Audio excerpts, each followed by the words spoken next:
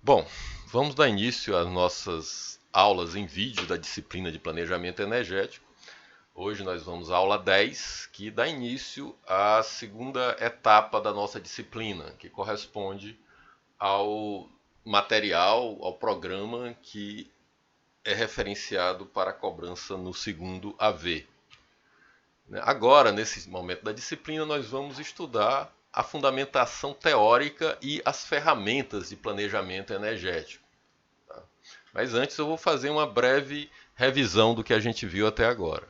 Esse quadro aqui, que descreve a estrutura geral do Boletim Energético Nacional, mais ou menos resume o que nós vimos na disciplina até agora. Tá? Primeiro nós começamos vendo a parte de unidades, que todas essas valores de energia que são representados no boletim energético, eles normalmente são referenciados a uma unidade única de energia, que a gente aprendeu que normalmente a mais comum é aquela chamada TEP, né, que é a tonelada equivalente de petróleo. Tá?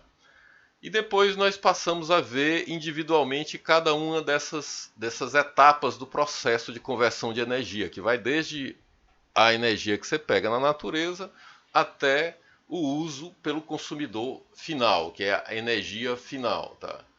Nós, vocês fizeram um trabalho, a apresentação do trabalho de AV1, muito voltado para os centros de transformação, quer dizer, como é que a energia é transformada da sua fonte primária para a sua fonte secundária.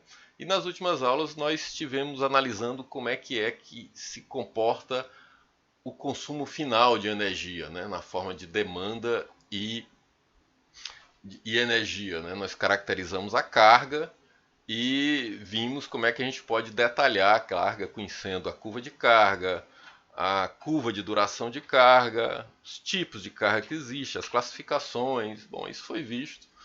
E basicamente a gente viu cada um desses tópicos aqui desse boletim energético nacional. Também nós vimos um método bem simples de você determinar a taxa de crescimento, já dando para vocês uma ideia de como é que a gente prevê a evolução da carga, a evolução de demanda, baseada normalmente em históricos, em valores históricos que a gente tem, comportamento histórico, e aí a gente usa essa expressão aí que é a expressão do crescimento exponencial para ver para prever como é que essa carga vai se comportar no futuro. Tá? Isso aí é uma ferramenta básica de planejamento energético. Uma expressão, claro que na prática a gente usa métodos mais complexos, tá? Mas aí já dá para dar uma ideia para vocês de como é que é feito essa previsão futura de carga. Tá?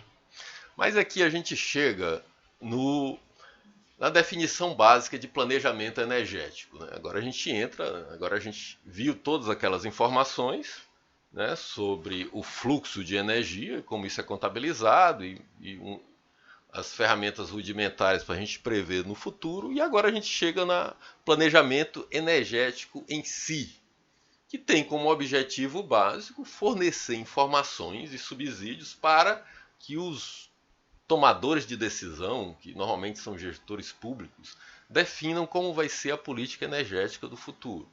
Tá? E o objetivo essencial de qualquer política é garantir o suprimento de energia necessário para o desenvolvimento econômico e para o bem-estar da sociedade.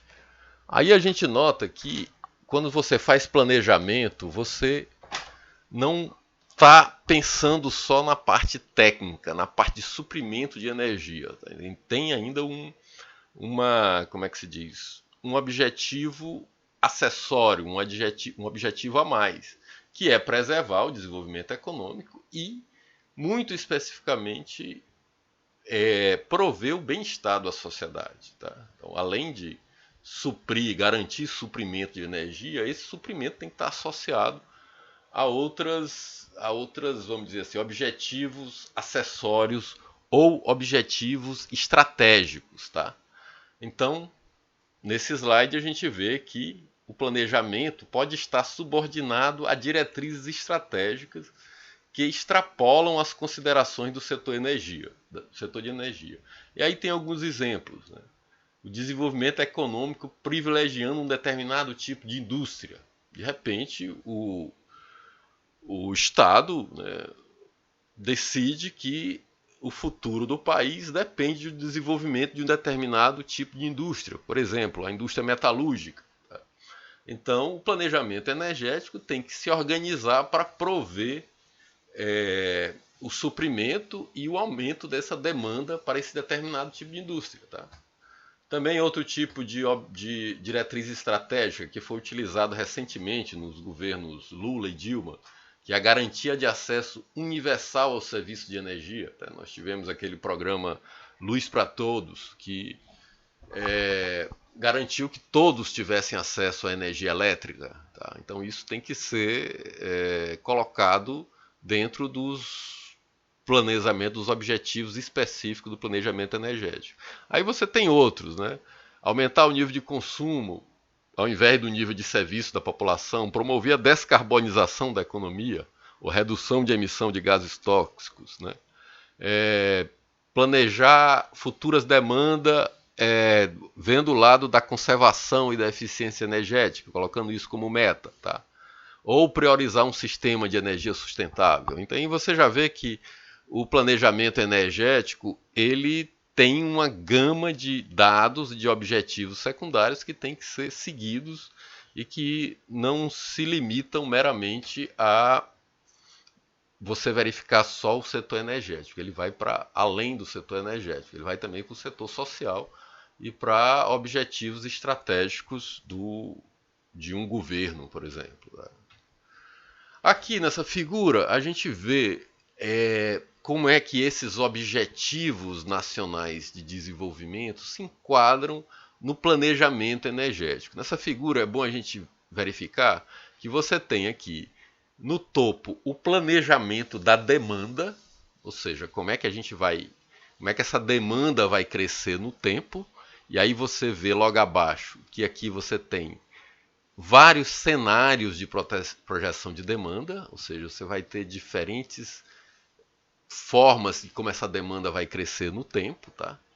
E na parte de baixo você vê uma coisa que é complementar, que é o planejamento da oferta.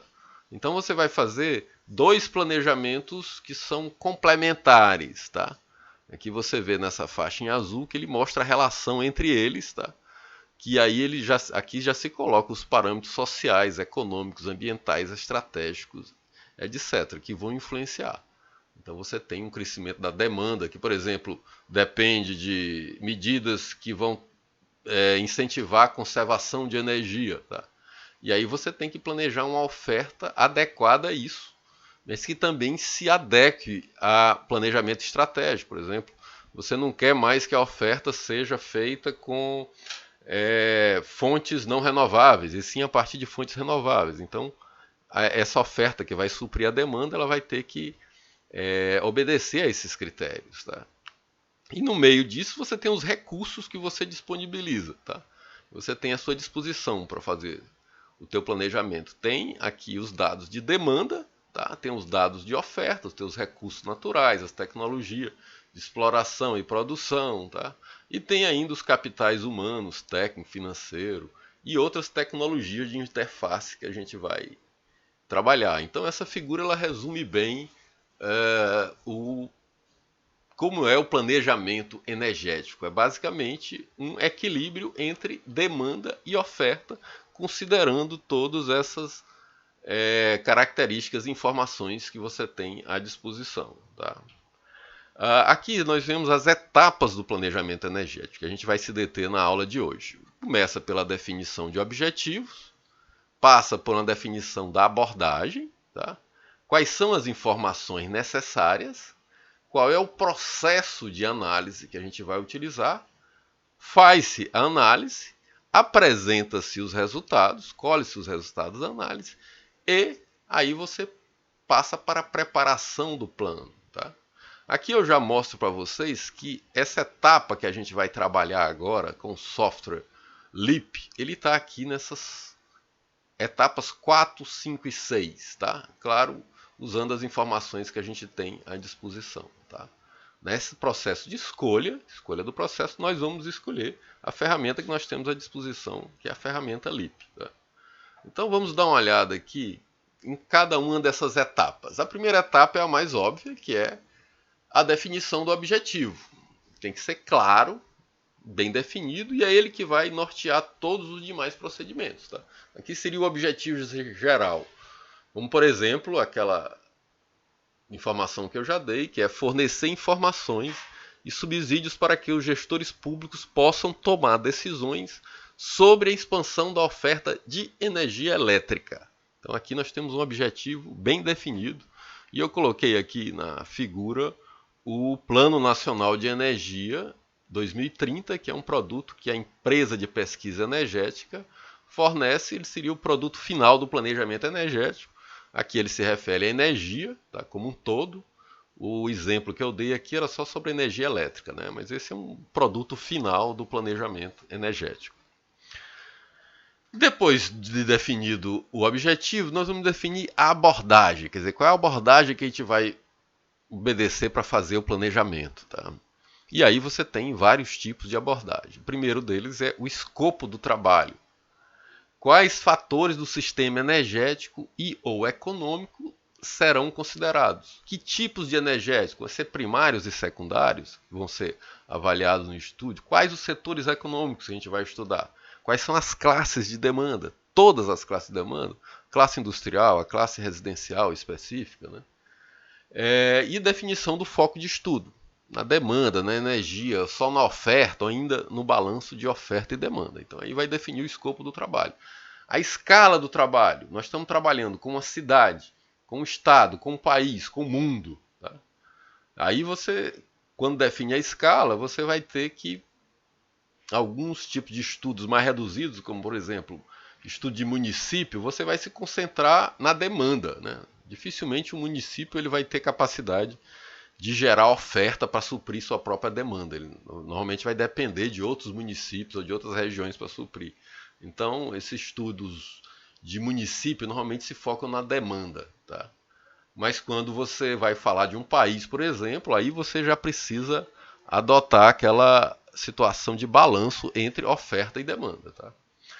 Depois, como abordagem, você tem um nível de detalhe, vai ser um estudo mais profundo ou mais superficial, isso vai depender também dos dados que você tem disponíveis. Tá? Outra informação importante na abordagem é o horizonte. Com o que você está trabalhando? É com um horizonte horário, diário, né? Aí nós estamos mais na parte de planejamento operacional, né? E aí é o que a ONS trabalha, que as distribuidoras trabalham, né? Ou você vai prever um objetivo de curto prazo, até 3 anos, ou de médio, até 10 anos, ou no longo prazo, que é mais de 10 anos. Tá? Aí nessa figura abaixo, vocês vejam aqui alguns produtos que o Brasil fornece, a empresa de planejamento energético fornece. Ela tem estudo de longo prazo, que vai até 30 anos, tem um Plano Nacional de Energia, a Matriz Energética Nacional, tem estudo de médio prazo, de 15 anos, tá? E tem estudo considerado de curto prazo, que é até 10 anos, que é o Plano Decenal de Energia. Tá? Essas informações, se vocês tiverem curiosidade, elas estão disponíveis no site da EPE e também no Ministério das Minas e Energia. Esses planos decenais, planos nacionais, eles estão lá. Aqui tem uma informação importante, que é a definição do ano base. Tá?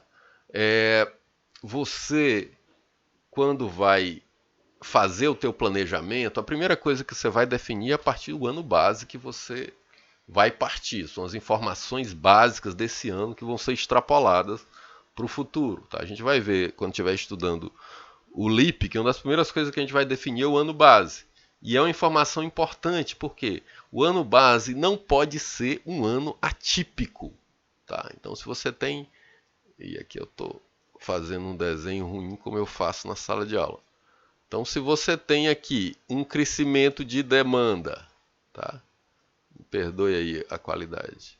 No tempo, né? Aqui, tempo. E você tem uma coisa mais ou menos assim. De repente, você tem um período atípico, tá? Uma queda, como provavelmente vai acontecer esse ano. E nós vamos ter, com certeza, uma redução de demanda por conta desse problema que a gente está passando. Então, esse ponto aqui não pode ser escolhido como ano base. tá? Você vai escolher alguma coisa nessa região, tá? Que é mais constante, né? Mais previsível, tá? Então você não vai excluir um ano atípico. É basicamente isso que está sendo falado aqui nessa definição de abordagem. Depois de você definir a abordagem, você vai atrás de definir quais são as informações que você precisa, tá? Então você tem as informações técnicas e aí você tem hoje em dia uma gama de informações que a gente vai ter que levantar para colocar no nosso planejamento. Aqui a gente tem indicador de consumo de energia, conservação, substituição de energéticos, posse e uso de equipamentos. A gente já falou isso, a pesquisa de posse e uso de equipamentos. Aqui no caso de veículos, como é que essa frota vai evoluir, se vai ter mais carro elétrico, vai ser carro a diesel, a gasolina, tá? Quais são os cenários tecnológicos. Também vê os dados populacionais, taxa de crescimento demográfico, habitantes por domicílio, número de domicílios, cenários internacionais, cenários nacionais, o PIB, tá? Então isso aqui tudo são informações que você precisa para o seu planejamento, você vai definir nessa etapa, tá? E no caso de informações para a tomada da decisão, não são informações técnicas que os gestores vão usar. Eles não precisam desses dados muito técnicos e resumidos. Eles vão precisar de dados mais genéricos para poder discutir as decisões que eles vão tomar. Tá? Aqui nesse gráfico ele mostra mais ou menos a evolução no tempo das ferramentas e como o planejamento energético é feito. Tá? Então aqui nós temos a relação entre tempo e custo. Tá? E aqui duas linhas que mostram custo das distorções e custo das informações. Tá? E ele mostra que na década de 60 você tinha planejamentos com menor complexidade, ou seja, você não tinha muita informação, tá? Mas você tinha maiores distorções. Isso tinha um custo, porque um planejamento mal feito ele vai gerar um custo maior no futuro. Nós vimos no Brasil o problema do racionamento que ocorreu nos anos 2000, 2001, e que isso gerou um custo muito grande para a sociedade, tanto pela falta de energia como pelos investimentos que tiveram que ser feitos depois para suprir, para impedir que isso se repetisse. Tá? E nessa época você tinha modelos mais simples, modelos de extrapolação, modelos estáticos de regressão linear, ou até aquele modelo que a gente aprendeu de crescimento exponencial, que são modelos mais simples. Tá? Mas com o tempo você teve uma sofisticação desses modelos, modelos dinâmicos, séries temporais, tá? Matrizes, né? E aí os softwares apareceram agora com seus modelos de equilíbrio, de otimização, tá? Aqui o planejamento integrado de recursos, que é o PIR, tá? Você já faz tudo junto, oferta e demanda, o uso de cenários, tá?